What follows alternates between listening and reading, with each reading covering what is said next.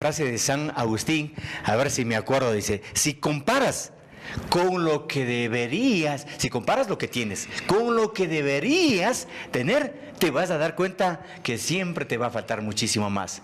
Así es. Bueno, San Agustín fue uno de los doctos de la iglesia, claro, ¿no? Mira, bueno, siempre va a pregúntame, ser, vale. Siempre va a ser insuficiente, ¿no? Claro, pregúntame sobre la crisis venezolana. Eso, a en eso verdad vamos. me duele mucho, y lo que hablamos antes de estar en cámara fue procurar sensibilizar, sí, no sí. solo el ecuatoriano, porque no ha abierto la puerta y somos sangre y tenemos el idioma. Quería partir de precisamente con esta introducción, mi estimado Juan Manuel Rodríguez, para saber por qué nuestros hermanos venezolanos, si antes nosotros íbamos a Venezuela hace algunas décadas atrás, porque allí había futuro en la parte económica, social, y entonces, ¿por qué se dio ese cambio, ese viraje? Hay algo que sucedió desde, también a lo mejor desde la base espiritual, porque tú sabes que precisamente el efecto natural, cuando hay una confusión terrible de la visión, de la forma de actuar del ser humano, el efecto también viene en lo social y en lo económico y en lo político. ¿Qué sucedió en tu país? ¿Por qué la crisis humanitaria? ¿Por qué vemos estos dramas permanentemente que en todos los países de Sudamérica, acá en el Ecuador, ver en los terminales terrestres, sí, hay niños, doloroso. No hay palabras, Juan Manuel. Sí, mira, es dramático. Qué oportuna esa pregunta. Cuando le das el viraje espiritual, primero quiero ser muy comedido con cada palabra y cada pensamiento que voy a emitir aquí. Primero porque aunque yo me siento parte de este gran país, también debo recordar que soy un extranjero y debo cuidar las palabras, ¿no? Por respeto a ser un visitante en una casa ajena, aunque la siento como mía. El problema de Venezuela fundamentalmente es un problema de la negación de la crisis humanitaria que vive mi país. Por ejemplo, mira, muchas personas tú le preguntas en la calle, ¿qué sabes de la crisis venezolana? Y dice, son exageraciones, son hipérboles que usan los medios de comunicación para exagerar lo que está pasando en Venezuela en contra del sistema. Bueno, si de 32 millones de personas, casi 4 millones de venezolanos están fuera de Venezuela, están desplazados, debe haber una pregunta. Hasta el menos dotado de conocimiento debe hacerse la pregunta, ¿por qué se van? ¿Y cómo se van? Ni siquiera es que se van, sino cómo se van.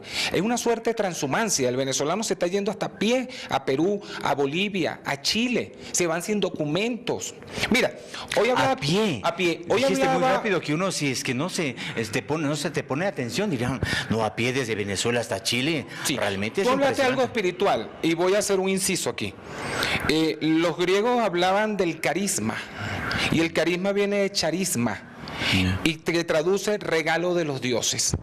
Cuando un hombre es carismático y mal usa con soberbia, con prepotencia, con falta de humildad, o la administra bajo la sombra del complejo, entonces hay un castigo de los dioses también que se llama el némesis, que es el castigo que los dioses le imprimen a los hombres dotados de dones. Entonces, mal usar el don es un pecado. Desde el punto de vista griego de la mitología, desde el punto de vista cristiano, obviamente, que es un pecado, cuando Dios te da talento y te da estos dones y tú lo usas de una forma perversa y mala.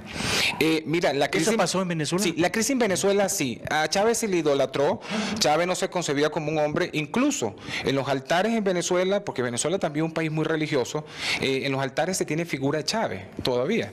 Y es lamentable cuando desplazamos lo divino por un hombre que es mortal, y comprobado está que es tan mortal que ya no respira y ya no habla y está quietecito en un lugar en Caracas. Es que antes de Chávez hubo una crisis también de la clase política por años y años. El populismo es una sombra que se mueve por América Latina. Mira, uno de los grandes problemas de la democracia no es el socialismo del siglo XXI, no es el socialismo, no es el comunismo, no es el marxismo, no es el anarquismo, no es Ni el ni el capitalismo salvaje o no salvaje, ni el liberalismo, ni el neoliberalismo, ni ninguno de estos neologismos. El problema de Venezuela y el problema del mundo y el problema de la democracia es la demagogia.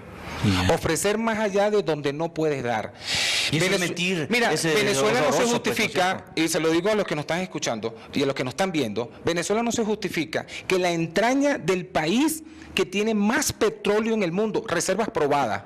Venezuela tiene, ahí en el subsuelo, tiene 3 billones de barriles de petróleo. Es decir, billones. Un 3 trillones. Trillones. Es decir, un 3 seguido de 12-0. Venezuela podría ser como Dubái, tranquilamente. Claro. Y además, mira, hubo un venezolano llamado Alfonso Pérez Alfonso, que fue el cofundador de la OPEP en los años 60, 70. Y él le llamó al petróleo el estiércol del diablo. No solo es el petróleo, como se le llama el oro negro, es que Venezuela tiene el oro dorado, que es el que usamos como prenda. También tiene una de las reservas más grandes del mundo. Y también tiene la reserva de coltán, llamado el oro azul. Entonces, fíjate, tenemos agua, fuente acuífera, tenemos hasta los vientos que soplan de sotavento del norte, porque Venezuela es la garganta de América del Sur, hasta esos vientos se pueden aprovechar, pero no hemos aprovechado nada. Lo que nos hemos desgastado un populismo, nos hemos desgastado en escuchar cantos de sirena, en escuchar hablar en contra del imperio, de que la situación en Venezuela es producto del bloqueo. Mira, el único país que le paga cash a Venezuela el petróleo es Estados Unidos. ¿Y ese rato? Mira, hace rato hablaba con una ex alumna a la cual quiero mucho y aprecio mucho, desde Venezuela. Su hermana es médico y yo no debo decir dónde trabaja porque me imagino que esto está siendo censado y de repente van y perjudican a esta persona porque también hay persecuciones incluso. Entonces, fíjate, me habla de un blister, es un envase pequeño de medicina, de antibiótico, vale 9 millones de bolívares. ¿Tú sabes cuánto es el salario mínimo de un médico especialista en Venezuela? 6 millones de bolívares. Eso ni siquiera son $2. ¿Tú sabes cuánto gana un coronel de las Fuerzas Armadas venezolanas? 200 millones de dólares. Yo no quiero decir con esto, ni pretendo hacer una disquisición de que si los militares son más buenos, más útiles, o los médicos son más buenos, más útiles. Ver, lo que sí es verdad es que hay una desproporción. Un médico gana, porque te dijiste un poquito rápido, más de 6 millones de bolívares. Es decir, menos de $2. Menos de $2. Un médico.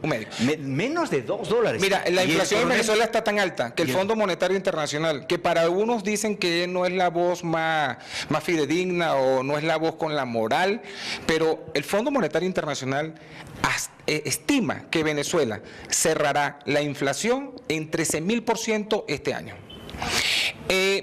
Hugo Chávez en el año 2008 hizo un redondeo del bolívar. Era tal la hiperinflación que para que no fuera tan estruendosa, para que no fuera tan estridente los números, le redujo 3 ceros. Es más, la simplificó. 3 millones lo dejó en 3.000. Entonces, en el 2008 hubo el primer recorte los primer recorte de redondeo del bolívar y se le llamó Bolívar Fuerte, del cual terminó siendo más débil. Hoy Maduro también está haciendo el redondeo de los números. Es decir, en el dólar paralelo, que no es un misterio, que los tantos cientos y miles de venezolanos que hay en Ecuador, ya el ecuatoriano ya está claro qué es esto. Un bolívar en el dólar paralelo, no el dólar oficial, no lo que maneja la vocería del gobierno, un dólar vale 3.500.000, 4 millones de bolívares, sin el redondeo. Si Chávez no hubiese redondeado esto, un dólar, aunque parezca una cifra astronómica, 3.000 o 4.000 millones de bolívares costaría. Qué increíble. Eso es una cifra inalcanzable. Nosotros llegamos a los 25.000. Sí, ¿tú sabes qué me recuerda esto? Yo me acuerdo, 25.000 sucres. Se puede imaginar, mi amigo televidente, haga la diferencia a 3.000 millones de bolívares. Mira, durante la economía posguerra de la Primera Guerra Mundial, cuando los alemanes pierden y tienen que capitular ante los franceses, y los franceses o los aliados en ese momento le ponen medidas draconianas a los alemanes que tenían que pagar por los daños de la guerra, era tal la inflación en Alemania, pero era tal que cuando un alemán se montaba en una estación del metro, estación Ejido, haciendo la analogía, no pagaba en Río Coca, porque en el viaje el ticket, el boleto, el tren valía más. Así la inflación, una economía de guerra es lo que está viviendo mi país. Entonces muchos creen que es mentira, pero no es mentira. Esto es lo que se llama la posverdad o la política factual, es decir, convertir la verdad en mentira con excusas o con argumentos sosos, con argumentos sin basamento, solo descalificando.